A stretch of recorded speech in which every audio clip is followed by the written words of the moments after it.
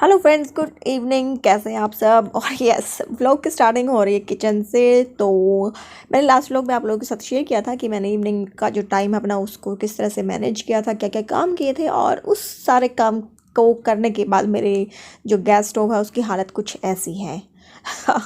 तो यस, चलिए क्लीनिंग जो है अपनी वो स्टार्ट करते हैं। तो काम कंप्लीट हो गया है, हफ्ते भर का जो काम है ना वो हो गया। तो गैस का ये हाल तो होना ही था।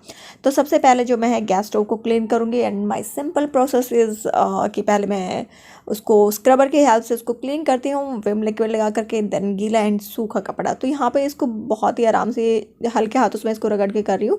और जस्ट नोट कि मतलब इसके ऊपर से ही मुझे करना है, इसके साइड से एंड इसके जो पीछे है उधर से भी। क्योंकि जब जो गैस स्टोव का हाल ऐसा है तो इसके जो जैसे छींटे जो लगते हैं वो पीछे की टाइल्स पे और गैस स्टोव के पीछे साइड में भी जाते हैं। तो वो उन सबको भी साथ के साथ जो है मैं क्लीन कर दूंगी।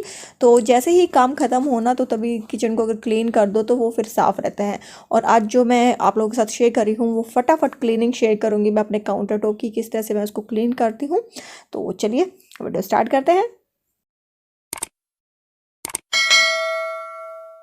काम करने के बाद है ना थोड़ा सा लगता है कि हाँ आलस आ गया है और हम उस चीज़ को छोड़ देते हैं। तो लेकिन अगर मैं इस चीज़ को यहीं पे छोड़ देती, क्लीन नहीं करती, तो नेक्स्ट डे मुझे इसी काम को करने में ना डबल टाइम लगता। तो इसलिए बेटर है कि उस काम को आप तभी निपटा दो। एक तो आधे टाइम में वो हो ही जाएगा आपका काम, और दूसरा फिर वो जो है देखने में भी अच्छा लगेगा आपको।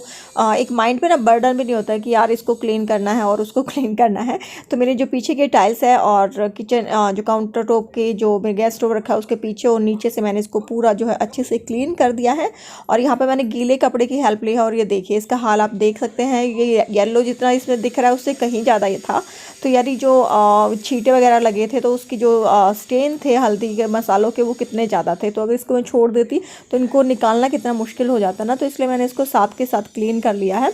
और जैसे गीले कपड़े से करके और फिर सूखे कपड़े से मैं इसको कर दूंगी और वापस से जो गैस स्टोव है उसको लगा दूंगी। तो इससे ना एक मोटिवेशन भी मिलता है, जब किचन क्लीन होता है ना तो खाना बनाने का भी मेरे को तो मोटिवेशन बहुत मिलता है। तो ये एरिया मैंने सबसे पहले सिर्फ इतना ही क्लीन किया है, क्योंकि जैसे मैंने बताया ना क्विक क्लीनिंग शेयर कर रही हूँ। उसके साथ के साथ जो मैंने स्विचेस थे उनको भी क्लीन कर दिया है। ये डैम्प क्लॉथ हो गया है मेरा, तो उससे मैंने इसको क्लीन किया हुआ है।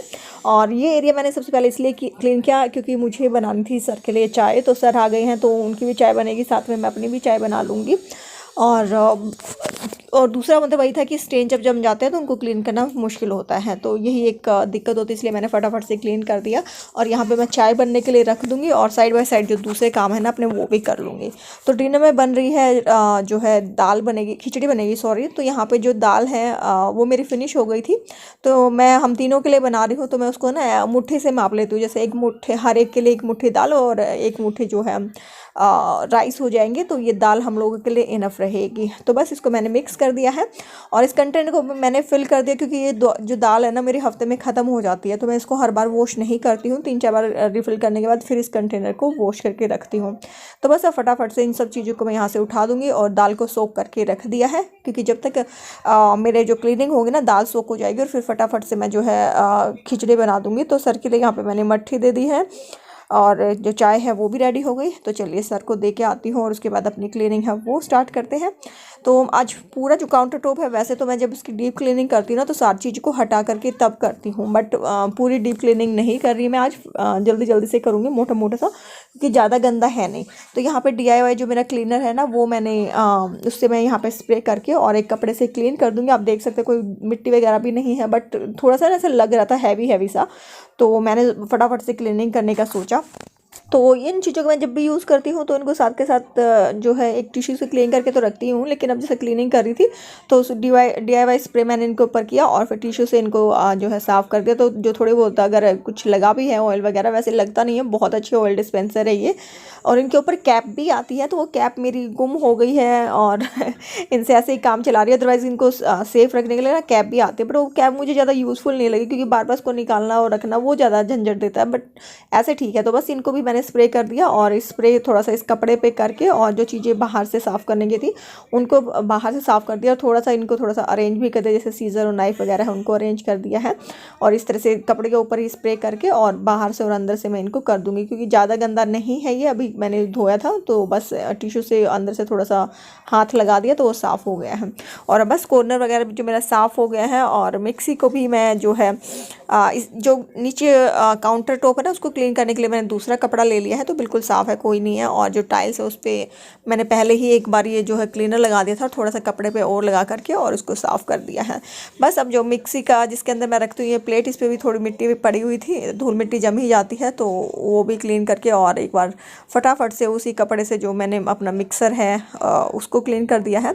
और ये प्लेट मैं इसलिए रखती हूँ इस मिक्सर के अंदर क्योंकि इसके जो पैर है ना वो वैक्यूम वाले हैं, तो देखो ये जम जाता है ऐसे, तो ये आगे पीछे इसको ना ईजिली हो जाता है इसको मूव करना। इसलिए कोई ट्रे है या कुछ इस तरह की कोई प्लेट वगैरह हो ना उसमें आप रख लो तो फिर वो ईजी रहता है उसको जो है साफ आगे पीछे घुमाना उसको।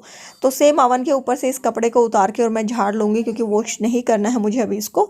और उसी कपड़े पे थोड़ा सा स्प्रे डाला फिर से और जो है अवन को अंदर बाहर से भी क्लीन कर दूँगी और उसको थोड़ा सा खिसका के पीछे से भी करूँगी, कि नहीं तो है ना ये रहेगा कि सफाई ही नहीं किया, फिर थोड़ा सा माइंड में वो रहता है। वो देखो बिल्कुल साफ़ है, ज़्यादा कुछ भी नहीं है वहाँ पर, लेकिन फिर भी रहता, अगर मैं नहीं हटाती ना तो माइंड में ही रहता मेरे, तो इसलिए मैंने उसको ज़रा सा स्प्रे करके और कर दिया है।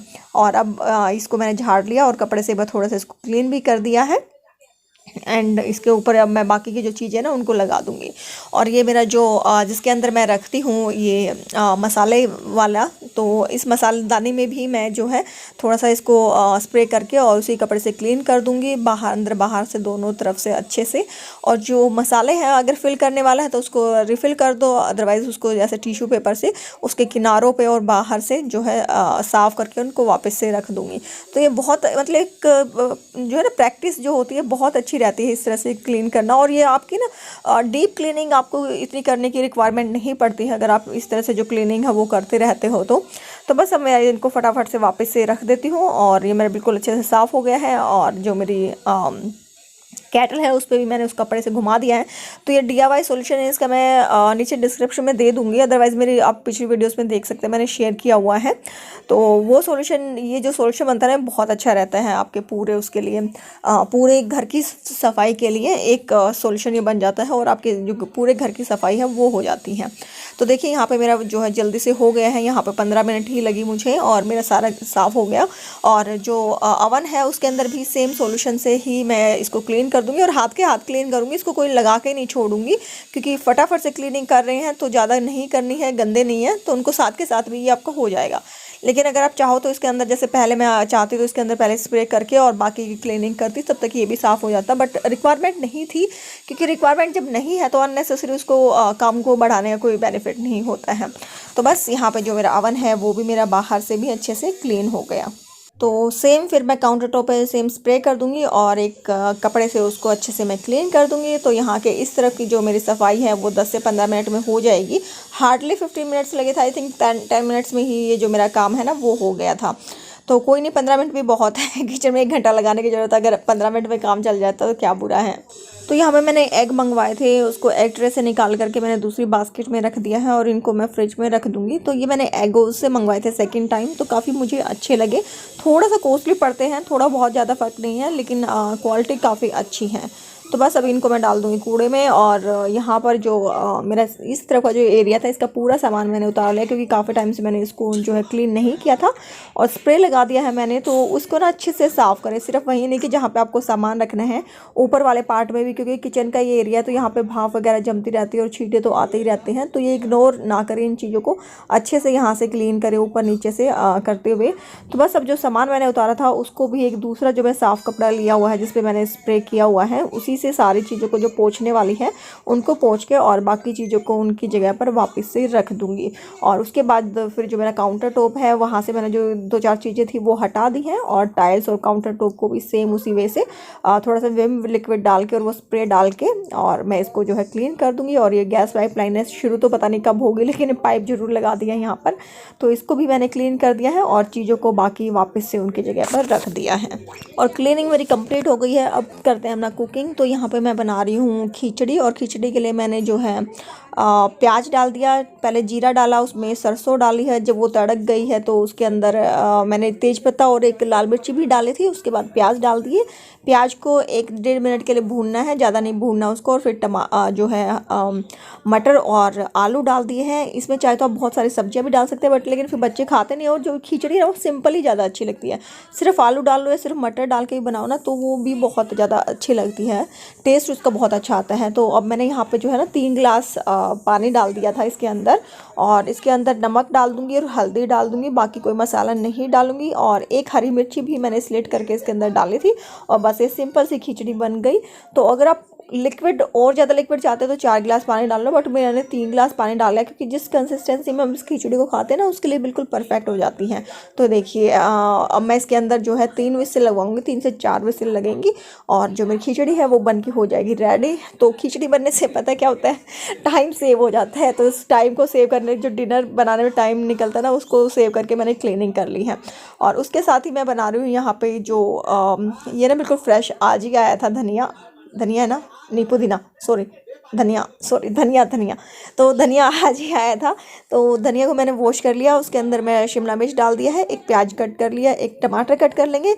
हरी मिर्ची आप अपने हिसाब से ले लो, मैंने 2 हरी मिर्ची ली है। लहसुन अदरक भी आप ले सकते हैं, बट मैंने इस बार नहीं डाला है।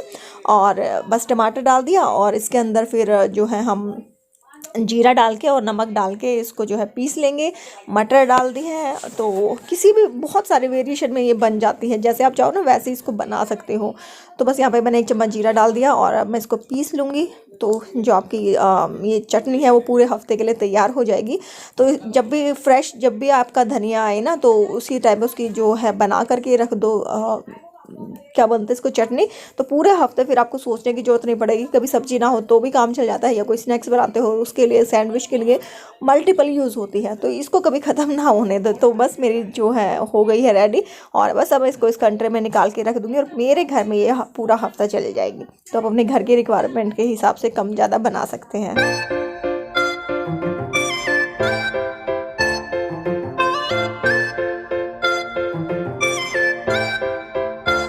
तो फ्रेंड्स, इसके बाद मेरा जो लास्ट काम है वो है दही जमाने का। तो दही के लिए मैं जमाने के लिए जो दही मेकर है वो लिया हुआ है, काफ़ी अच्छा है ये।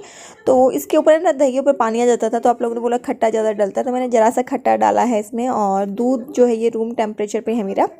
और बस अब मैं इसको अच्छे से मिक्स कर दूँगी। तो दही वैसे तो अच्छा जमता है, काफ़ी अच्छा जमता है इसके अंदर, बस प्रॉब्लम ये होती है कि मेरे दही के ऊपर पानी आ जाता है। तो चलिए देखते हैं आज, मतलब कल सुबह दही कैसी जमेगी। खट्टा मैंने काफ़ी कम डाला है, और इसको अच्छे से मिक्स कर दिया। और इसको मैं अब जब बस बंद करके इसको ढक के रख दूँगी। और 8 से 9 घंटे इसके लिए चाहिए होता है। तो अभी मैंने इसको लगा दिया। सुबह जब 6 बजे 5 बजे जब भी उठूँगी, तो मैं इसको जो है उठ के बंद कर दूँगी, और सुबह तक मेरी मस्त वाली दही मिलेगी। और यस, ये देखो ये हमारी नौटंकी गर्ल, बस इसका तो यही चलता रहता है। अपना जहाँ मैं रहूँगी ना उसी के आसपास उसके इर्द गिर्द रहेगी, और वहीं पे खेलती रहेगी। और अभी बोल रही है भैया को मिल गई है, मेरे को नहीं मिली है। अब मेरे को, मैं क्या करूँ, मेरे पास चॉकलेट नहीं है देख रहे कितने मासूम सा फेस बना के बोलती है। और ये हो गया है हमारा डिनर रेडी। हम तीनों की जो है दाल, साथ में सैलेड हो गया है, और साथ में है लस्सी। तो बस फ्रेंड्स, आज की वीडियो थी मेरी इतनी से ही। हम कर रहे हैं अपने डिनर को एंजॉय विद घी। थोड़ा थोड़ा घी मैंने दोनों बच्चों के उसमें डाल दिया है, मैं घी नहीं डालूंगी अपनी खिचड़ी में। तो उम्मीद करती हूँ कि आज की छोटी सी वीडियो आप लोगों को पसंद आई होगी, थोड़ी बहुत हेल्पफुल लगी होगी। तो कमेंट करके ज़रूर बताइएगा वीडियो कैसी लगी, और अच्छी लगी तो प्लीज़ लाइक करना ना भूलें। चैनल पर नहीं है तो सब्सक्राइब भी कर दें। आपसे नेक्स्ट वीडियो में मिलती हूँ, तब तक के लिए बाय बाय। और खिचड़ी ज़रूर बना के देखिएगा। ये खिचड़ी वाली जो हरी वाली मूंग दाल होती है ना, उसके साथ मैंने बनाई है। और दूसरी दाल के साथ भी बनती है, वो मैंने कभी ट्राई नहीं की। कभी ट्राई करूँगी तो ज़रूर आप लोगों के साथ शेयर करूँगी। तो चलिए नेक्स्ट वीडियो में मिलेंगे, बाय बाय।